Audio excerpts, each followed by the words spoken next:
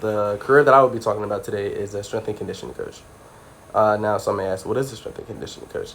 A strength and conditioning coach is a career that you can partake, and it your job is to make sure that athletes can perform to the best of their ability as far as strength, size, and speed. You can work at different levels. You can work at the professional level, high school, college.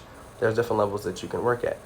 All pretty much the same thing. And a common misconception of being a strength and conditioning coach is that they only work with the football team.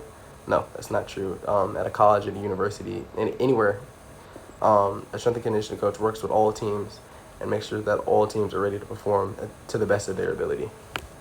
Strengthening. Some ask, what does a strengthening coach really do with the players? Well, it's kind of in its name. Strengthening conditioning coach. They work with strength. I play football personally, and I see a strength conditioning coach just as much as my coach at times, being a redshirt freshman. Just really working on development. Working on development, and the person in charge of that is the strength and conditioning coach. They work on your strength, speed, condition you on days that you're off, make sure you're in shape. Oftentimes during off season, you're going to see your strength and conditioning coach sometimes every day of the week, depending on your sport, depending on the level, depending on what you play. Strength and conditioning coach, to me, it's something that if you love training people, if you love working hard, if you're one of those people that you're first at the field, court, wherever sport you play, and you're one of the last people off, or if you don't play a sport at all and you just love getting in the best shape and teaching people how, strength and conditioning coach could be a great job for you. Most strength and conditioning coaches, you need a college education to be one. So therefore, first you're going to have to obtain a bachelor's degree, but it's a very competitive field, and it's a field where you're going to have to work hard, sometimes unpaid. You're going to have to find internships. And those internships aren't going to be used. You're not going to use them as a money gainer. You're going to be using those to get references so that you can build up your own resume. So it's one where it's a job where your resume is really important because of how competitive the field is. Also, certifications. They're big in this profession. You need to be certified. And these certifications that you will take, they're very expensive. So you have to study and make sure that you really know what you're doing. Because if it's $500, and if you don't, you have to take it over and over and over to get to where you need to be. There are two certifications that you will need to obtain in order to be a strength and conditioning coach.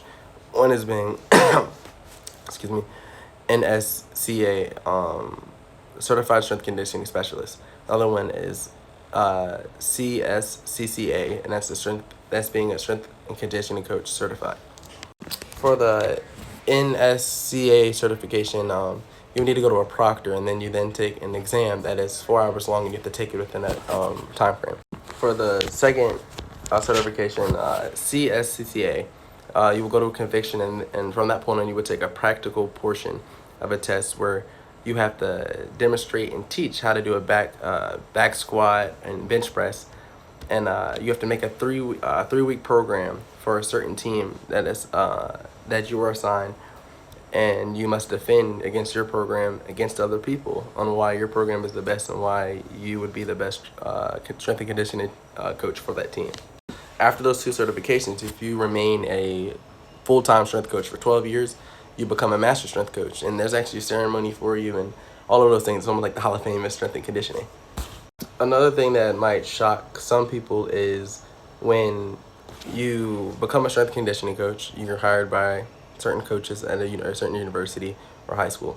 If that coach or college at that college or high school or university gets fired, then therefore you're out of a job too, and you have to find other places to go. It's a lot like being recruited. You have to build your resume up so that you're hired by a coach so that you can help them perform in the best way they can. Now, to talk about some different collegiate branches and sports that you could be working with as a strength and conditioning coach, you can work with the football team. That's a must. If you're a strength and conditioning coach, if you're a football team, you have a strength and conditioning coach. Men's and women's basketball, conditioning coach. Baseball, and then Olympic sports such as soccer, volleyball, lacrosse, track, swimming, golf, tennis, anything that can fall under the umbrella of an Olympic sport. I would say the most opportunity that you would get as a strength and conditioning coach is football, but not everybody can be just the football coach. And that reason being said, that on a football team, you're gonna get 5 full-time coaches, and that's all that is required. That's all that can be required at the collegiate level. Then you have other sports like women's basketball or men's basketball too, or with baseball, where there's only like 12 to 15 people, guys, girls, on those teams. So therefore, you might have to coach 2 sports. You might have to coach basketball, and then you might have to coach baseball at the same time, just because they're limited amount of people that you're going to be seeing each day. Just like I said, football, you're probably going to get the most opportunity just because of the abundance of football coaches and strength and conditioning coaches all over the country. The first thing that you will need in order to be a strength and conditioning coach is you're gonna need your resume. You're gonna need people to vouch for you. You need people to say that you've been there, done that before. It's just something that all strength and conditioning coaches needed, especially with the fact that it's such a competitive position. The biggest thing about being a strength and conditioning coach is just being proactive and talking to people, asking the questions, and being passionate about what you're asking and getting your foot in the door. And then just grind. It's a grind. And basically you just keep going. It starts off with internships, and the more you learn about it and the more you can build up your resume, the better off you would be.